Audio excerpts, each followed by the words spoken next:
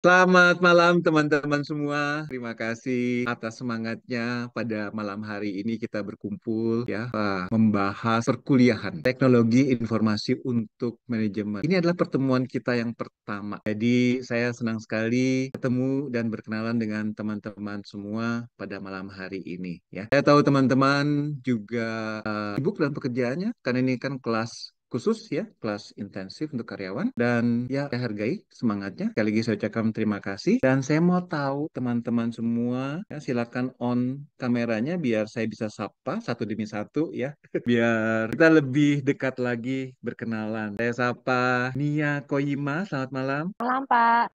Habib Akmal Nasution, selamat malam. Indah, selamat malam. Malam, Pak. Rizka, selamat malam. Selamat malam, Pak. Rati, selamat malam. Malam, Pak. Indra, selamat malam. Malam, Pak. Yuyun, selamat malam. Malam, Pak. Sardina, selamat malam. Malam, Pak. Chandra Ansori, selamat malam. Selamat malam, Pak. Malai, selamat malam. Malam, Pak Teo dan rekan-rekan. Esther, selamat malam. Malam, Pak. Iya, terima kasih. Nanti kita akan banyak diskusi, jadi mic, kamera dibutuhkan on, ya. Terima kasih teman-teman semua. Kembali ke layar. Ini layarnya muncul, teman-teman. Layar teknologi informasi untuk manajemen. Muncul ya? Muncul, Muncul, Pak. Pak. Baik, ini karena pertemuan pertama, tentunya saya juga harus memperkenalkan diri juga ya. Saya Theodor Senjaya. Saya merupakan dosen di Fakultas Ekonomi Bisnis. Cuma karena background pendidikan saya dan juga background pekerjaan saya juga memberikan kuliah di Fakultas Teknologi Informasi dan juga di sekolah pasca sarjana perbanas. Saya juga mengajar mata kuliah manajemen teknologi keuangan. Saya 22 tahun lebih sebagai bankers, 20 tahun sebagai kepala sistem informasi transaksi perbankan di BCA. Ya, jadi mudah-mudahan pengalaman saya bisa saya share pada teman-teman semua ya menyangkut teknologi informasi untuk manajemen. Background saya campur-campur dari teknik komputer, periklanan, kemudian juga Master of Business Administration, dan saya juga Certified Wealth Manager. Oke, tentunya agar perkuliahan kita dapat berjalan dengan baik, harus ada petunjuk belajar. Yang saya tekankan di sini kita learning is fun. Ya, belajar itu menyenangkan. Dengan menyenangkan, saya yakin apa yang kita pelajari dapat lebih mudah diserap ya. Saya juga lebih suka sebagai fasilitator, bukan sebagai instruktur yang ngasih tahu gitu ya. Bukan sebagai trainer ya, melatih gitu, bukan. Ya, tapi fasilitator artinya apa? Saya memfasilitasi teman-teman dengan ilmu yang nanti akan saya sharingkan, yang nanti akan disesuaikan dengan bidang teman-teman. Bisa berbeda ya, ada yang bidangnya mungkin di bidang bisnis, ada bidang pajak, ada bidang audit, bisa berbeda-beda di situ. Oke. Juga perkuliahan ini saya harapkan interaktif, komunikasi dua arah. Dan teman-teman juga saya harapkan aktif dan kreatif. Aktif iya, kreatif iya, thinking out of the box ya. Ya mungkin dengan ide-ide yang kreatif ini kita bisa temukan sesuatu yang baru, mengembangkan sesuatu yang baru dalam karya ilmiah. Kita sebut menemukan sesuatu yang novelty, ya. Baru tuh novelty. Dan ada diskusi kelompok. Kelompok akan dibentuk di awal perkuliahan. Saya harapkan bantuan ketua kelas, Rizka, ketua kelas, Ya, untuk membentuk Bapak. kelompok.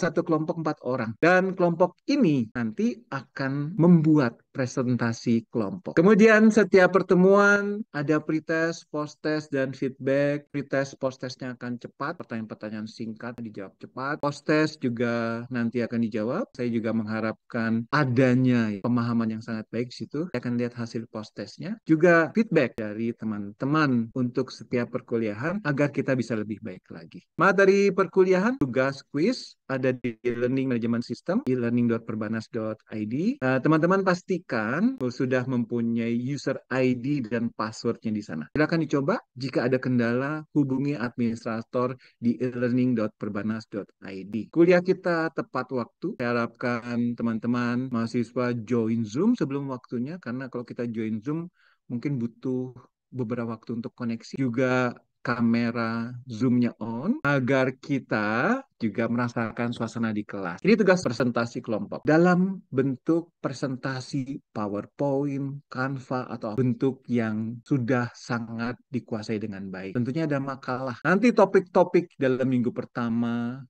kedua, dan seterusnya disesuaikan dengan kelompoknya. Harus ada judul yang menarik sesuai topik. Ini juga merupakan sesuatu challenge, tantangan buat kelompok untuk membuat judul yang menarik. Waktu presentasi 15 menit dan semua anggota kelompok harus lakukan presentasi. Karena apa? Karena saya nilai. Saya juga harapkan teman-teman menguasai presentasinya. Tidak membaca. Kan nggak enak kalau membaca gitu. Jadi berkesan tidak menguasai. Kemudian nanti materi presentasi dan makalah diupload ke e-learning.perbanas.id di situ. Penilaian, teman-teman perhatikan, penilaian individu gede ya, 60%. Presentasi cuma 20%, paper 20%. Presentasi dan paper itu nilainya sama untuk semua anggota kelompok. Sedangkan penilaian individu bisa berbeda. Jadi kalau ada individu yang presentasinya sangat menarik dan sangat menguasai, ya tentunya nilainya sangat baik juga. Ini feedback yang saya harapkan. Saya akan menanyakan kesesuaian materi, terus bagaimana penyampaian dosen. Penting juga saya mau tahu pemahaman teman-teman semua, dan kesan juga saran dan masukan. Ini penilaiannya harus dari awal teman-teman tahu. Struktur 75%. Bentuknya apa? Kehadiran, aktivitas di kelas. Kemudian juga presentasi kelompok yang tadi saya sudah jelaskan. Individu 60%, presentasi 20%, paper 20%. UTS 30%, UAS 45%. Saya harapkan teman-teman lulus istimewa dan lulus baik berdasarkan statistik kelas. Jadi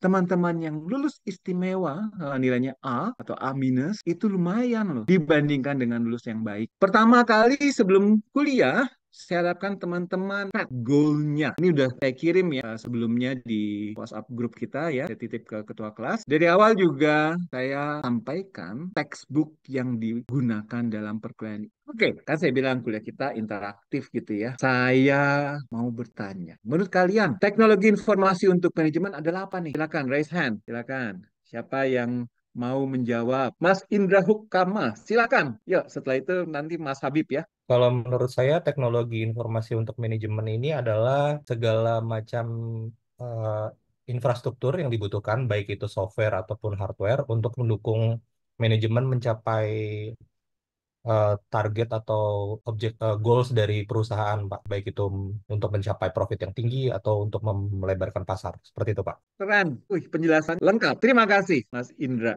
Mas Habib, silakan.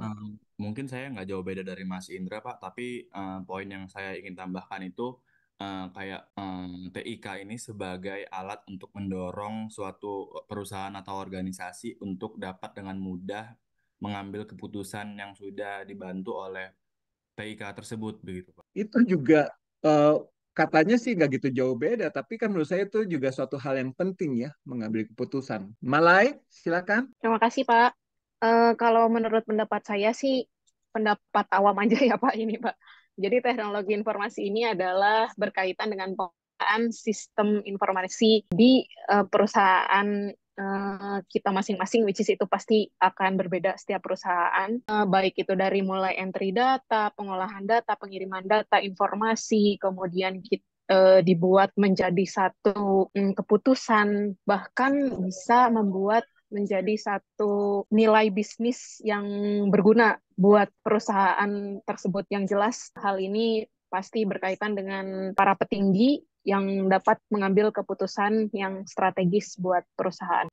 Thank you, Malai. Bagus, jawabannya juga lengkap gitu ya. Nanti akan saya tanyakan nih, para petinggi, memangnya bukan yang nggak petinggi itu nggak boleh gunakan ini ya. Nanti kita diskusikan. Ya, kita lihat lebih dalam lagi ya, Malai ya. Ini mungkin ada yang bertanya, teknologi informasi untuk manajemen. Kita kan mahasiswa manajemen, Pak. Terus pelajarin teknologi informasi. Itu gimana ya? Kita belajar programming atau belajar apa di sini? Itu pertanyaan yang biasa. Karena backgroundnya kita kan bukan background seperti Fakultas Teknologi Informasi ya, bukan sebagai mahasiswa-mahasiswa yang tahu di situ. Karena itu, teman-teman, saya ajak untuk memahaminya. Ini capaian pembelajaran mata kuliah. Ini tujuannya. Yang merah-merah gitu ya, konsep teori, logis, kritis, dan lain-lain nanti teman-teman baca, saya akan berikan. Yang penting adalah mata kuliah ini didesain untuk mahasiswa program studi di manajemen yang tekanan pembelajarannya adalah tentang peranan manajemen. Nah, teman-teman ini adalah para manajer. Saya harapkan berpikir seperti manajer dengan menggunakan teknologi informasi. Saya selalu menyampaikan roadmap perkuliahan dari awal agar teman-teman juga tahu sampai di mana. Sama seperti kalau kita pergi, kayaknya sangat dibantu sekali kalau kita punya suatu petunjuk peta. Ini roadmap perkuliahan dari awal, ya, memperkenalkan industri 4.0, kemudian hardware, software, database, yang biasanya kalau kita dengar kata-kata TI gitu, teknologi informasi, ini pasti berhubungan dengan hardware, software, database gitu ya. Padahal bukan cuma itu aja, ada jaringan dan keamanan, ada penerapan dalam bisnis dan organisasi, juga sumber daya informasi. Dan teman-teman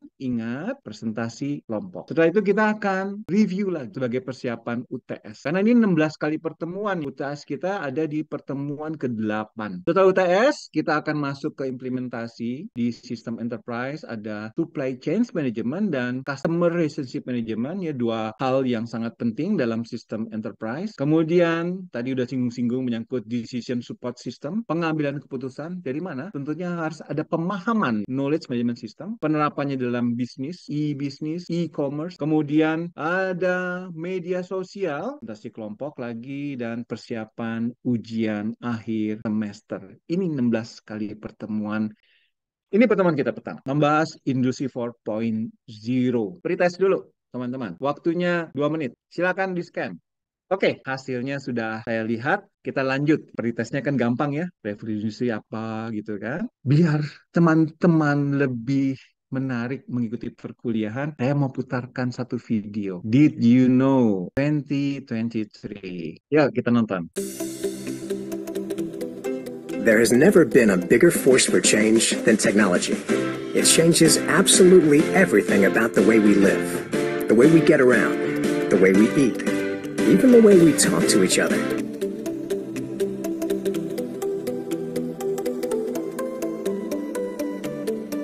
Oke, teman-teman. Tadi sudah menonton videonya ya. Saya juga sampaikan link videonya.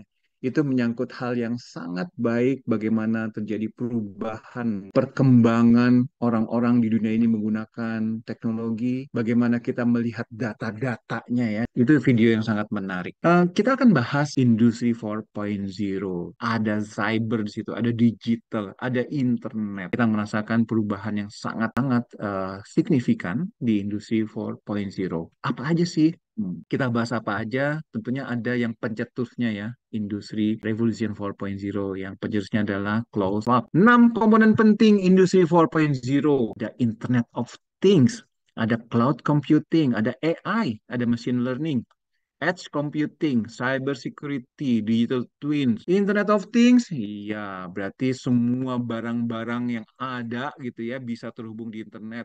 Kita bisa kontrol perangkat di rumah ya, CCTV, AC, mesin cuci ya dengan yang disebut Internet of Things. Cloud computing. Cloud computing adalah satu bentuk penyimpanan data, satu bentuk pengolahan data juga di situ. Google Drive itulah contoh. AI. Teman-teman langsung ketawa AI. Ya, ada yang ChatGPT gitu ya, Gemini. Ya memang penerapan artificial intelligence itu sangat berkembang pesat di industri 4.0 ya. Edge computing lebih mendekati dengan kehidupan kita sehari-hari, dengan apa yang kita lakukan. Tentunya kalau kita masuk ke dalam dunia digital, perlu perhatikan juga mengenai cyber security-nya, keamanannya. Penerapan cyber security itu sangat penting. Digital twin artinya apa? Apa yang ada di dunia digital juga ada di dunia sehari-hari kita. Terus berusaha untuk diduplikasi. Contohnya apa? Buku fisikal, ada buku digital. Nilai kunci dalam industri 4.0 ya berhubungan dengan kitchen speed, data security, dan lain-lain. Karena ini ada peningkatan yang sangat signifikan ya, eksponensial. Kalau computing powernya makin bagus, berarti sama juga kita naik mobil yang makin cepat, hingga bisa sampai ke tujuan kita lebih cepat lagi. Ada hukum Moore ya, dia bilang double setiap 2 tahun. Ini lihat perkembangannya, waktu saya kuliah itu masih gunakan yang Apple II. Sekarang, udah Core i7, i9, komunikasi Teman-teman mungkin ada yang masih pernah mengalami ya, 2G ya cuma bisa telepon doang gitu kan, hanya telepon aja. Kemudian 2G sudah bisa kirim data gitu. Terus 3G lebih cepat, 4G yang saat ini kita gunakan makin lebar lagi dan makin cepat, 5G yang kecepatannya bisa sampai 10 GB. Buat teman-teman bandingin ya, kalau misalnya ini kan 2,4 kilobyte itu sekitar 2.400 ya, K tuh kilo ya. Yang ini giga tuh miliar. Wah, berapa kali lipat ya, berapa juta kali lipat begitu. Kembangannya signifikan. Karena kecepatan inilah, maka memungkinkan kita berkomunikasi lebih cepat juga, sehingga memungkinkan kita juga melakukan conference call saat ini dengan Zoom. Ini evolusinya lebih mempertegas apa yang tadi saya sampaikan. Penyimpanan juga zamannya punch card gitu, kartu gitu ya, baca gitu sampai ke cloud. Zamannya saya dulu tuh masih ada floppy disk cuma 1,4 mega. Terus dibandingkan dengan SD card yang giga ataupun cloud gitu ya bisa sampai tera disimpan ya tergantung kapasitas yang ditawarkan di cloud kita. Storage-nya makin banyak, harganya makin rendah bahkan mendekati gratis. Kita kan dikasih gratis ya di Google ya, berapa giga tuh ya, 15 giga ya, gratis pakai gitu ya. Cuma pada saat koneksinya aja ya, setelah itu kita masih bayar. Lihat di sini harganya makin rendah, rendah, rendah. Kemudian juga teknologi sensor, handphone kita banyak sensornya ya. Kamera itu adalah mata gitu kan, mikrofon itu adalah kuping gitu. Terus ada sensor fingerprint, sensor suhu, sensor cahaya ya sehingga bisa tahu ya. Pedometer bisa mengukur kita langkah kaki kita ya. Proximity, kedekatan. Ya kalau misalnya dekat, dia akan mati layarnya ya. Magnetometer, di dalam handphone kita tuh ada magnet sehingga tahu kompas arahnya kemana aja. Accelerometer, bisa tahu gitu mau kemana gitu. Vertical, horizontal gitu. Oke, gyroscope kan. Ya, kalau misalnya kita pakai kamera yang bagus kan tuh pada saat shaking goyang kayak gitu kan bisa diredam gitu ya. Ya ini pun di handphone pun demikian. Sensor bukan cuma gunakan untuk di handphone aja ya. Banyak perannya dalam IoT. IoT, Internet of Things. Bisa digunakan untuk tahu posisi kendaraannya di mana, bisa sensor hujan, bisa sensor keamanan, ya.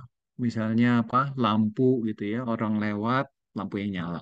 Dan lain-lain, bahkan untuk kesehatan. Robotika satu bentuk yang dalam industri 4.0 juga sangat berkembang. 3D printing yang sama ini kita cetak itu kan 2D ya, paper.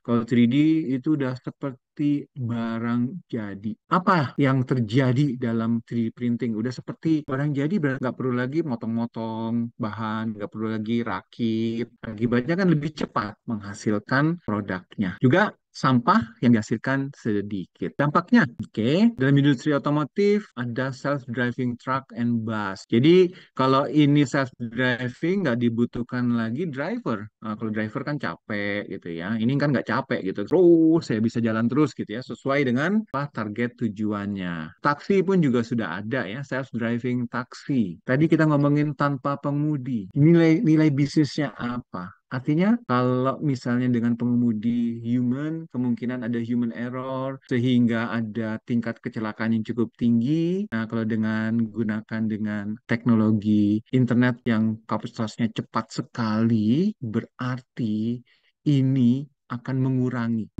kecelakaan, mengurangi kematian. Ini diatur sama komputer semua, otomatis berhenti kalau misalnya jaraknya terlampau dekat sekali, diatur semuanya. Oke, autonomous driving. Dalam retail, iya, ini udah tampak jelas sekali ya, banyak yang masuk ke dunia e-commerce. Sehingga retail store fisik banyak yang tutup. Cuma ada fenomena yang lucu juga gitu ya, ada yang menarik juga. Bukan apa ya, bukan dari toko fisik ke e-commerce aja, tapi e-commerce juga bisa kembali ke toko fisik gitu. Ini kita sebut O2O trend. Kenapa? Karena ada kebutuhan para shopper juga untuk melihat barang-barangnya. Ada kesenangan tertentu kalau melihat dan menyentuh barang-barang yang akan dibeli gitu ya. Jadi O2O trend. Karena yang mau diperoleh adalah pengalaman belanja. Terus mencari solusi bukan jualan produk aja. Juga personalize sesuai dengan kebutuhannya. Kalau online kan agak susah ya. Walaupun sudah diusahakan beberapa teknologi untuk menyesuaikan shopping menggunakan teknologi online seperti itu, misalnya kacamata disesuaikan ukurannya ya, baju pun ada teknologinya, software yang bisa menyesuaikan saat kita belanja secara online. Logistik manufacture, drone, penggunaan drone, robotnya nggak pernah sakit ya. Dalam fintech atau healthcare ya, banyak perusahaan fintech bermunculan ya, gabungan antara teknologi dengan financial. Healthcare, Halo dokter, yang dimana kita nggak perlu lagi datang periksa ke dokter. Teknologi saat ini juga healthcare juga bisa mendeteksi langsung dari jauh denyut nadi kita ya. Bisa juga temperatur kita juga. Bisnis model karena perkembangan teknologi dalam industri 4.0 juga berubah. Kalau yang dulu tuh ownership ya. Ownership kebanyakan family business berbeda dengan sharing. Kalau perusahaan ownership itu berarti dia semua dikendalikan sama si ownernya. Kalau sharing kan beda. Contoh ownership adalah taksi Bluebird itu contohnya. Dimiliki satu perusahaan. Mobil-mobilnya dimiliki ya. Perusahaan transportasi harus memiliki mobil kendaraan. Kalau sharing, si Gojek, Grab nggak perlu memiliki kendaraannya dengan pemilik kendaraan yang menawarkan jasa di situ. Itulah konsep sharing. Dan konsep ini menjadi konsep yang sangat berkembang. Apa artinya bagi kita dunia? Oh, ini paling penting ya, buat karena kita mesti melihat dari sisi manajemen. Ya. Bagaimana pengembangan industri dan ekonomi? Lihat ya, industri 4.0 dan ekonomi. Ada perubahan sistem pendidikan ya, di mana banyak yang online sekarang. Kita berkolaborasi dengan robot dan AI ya. Mau apa-apa tanya dengan AI ya. Terus pasar kerja ya. Ada beberapa pekerjaan yang ya bermunculan yang baru gitu ya. Di mana misalnya ada YouTuber, Instagramable, gitu, Instagrammer, ya di situ. Ada banyak hal-hal yang berhubungan dengan digital. Oke. Terus regulasi kita juga masih berubah. Kemudian karena kita terhubung oleh siapapun, apapun di dunia ini ya dengan internet, berarti ada investasi global, ya. Terus bagaimana hubungan antara kita gitu ya di dalam masyarakat dan lain-lain. Wah, ada manusia super. Artinya manusia itu memanfaatkan teknologi untuk menghasilkan lebih banyak lagi, ya. Kita akan masuk ke dalam breakout room, ya. Oke, teman-teman, dalam perkuliahan menjelang akhir ini kita akan masuk dalam breakout room, oke, di mana teman-teman akan berdiskusi membahas kasus. Saya akan buka breakout room, silakan teman-teman bergabung. Oke, ya. Terima kasih teman-teman yang sudah bergabung dalam breakout room dan kembali lagi ke dalam temuan kelas utama kita. Ya, saya tadi sudah mendengarkan beberapa hal gitu ya yang sangat baik saat diskusi di breakout room, ya, hal-hal yang luar biasa. Nah, saya coba memberikan kesimpulan sebagai penutup. Teknologi-teknologi kunci dalam industri 4.0 itu yang tadi saya sampaikan ada 6, itu tidak sendiri-sendiri, tapi saling terhubung, saling berkolaborasi, saling terintegrasi. Kemudian penerapan atau penggunaan AI itu akan menghasilkan insight yang bermanfaat ya, pencerahan. Itu tidak bisa dihindari ya. Cuma jangan sampai ini membuat kita tidak menggunakan humanity-nya kita, ya, kemanusiaan kita untuk berpikir. Oke?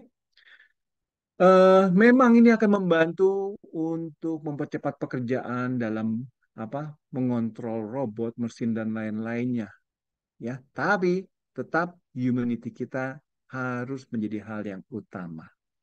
Oke?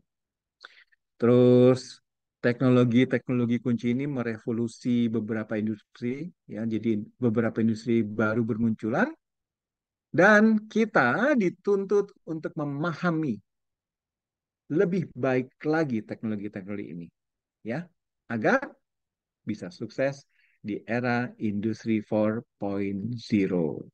Oke, ini daftar pustaka yang tadi ya, bahan-bahan kuliah kita hari ini ya.